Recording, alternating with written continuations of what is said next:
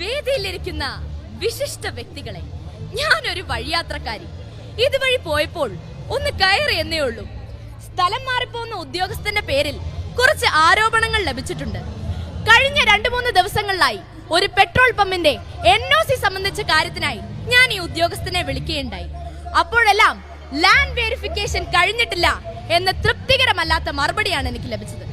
പക്ഷേ ഇന്നലെ ഞാൻ അപേക്ഷകനെ കണ്ടപ്പോൾ പറഞ്ഞത് NOC ശരിയാക്കി കിട്ടിയെന്ന്. അതെങ്ങനെ ശരിയാക്കി കിട്ടിയെന്ന് എനിക്ക് മനസ്സിലായി.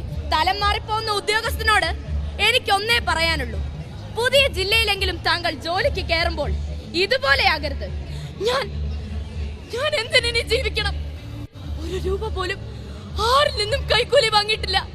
എന്നിട്ടും എന്തിനെന്റെ സഹപ്രവർത്തകരുടെ മുന്നിൽ വെച്ച് അവരെ അപമാനിച്ചു? ഞാൻ ഈ നാട്ടിലേക്ക് മടങ്ങുന്നില്ല. എന്റെ ജീവിതം ഈ ഔദ്യോഗിക വസതിയിൽ തീരട്ടെ.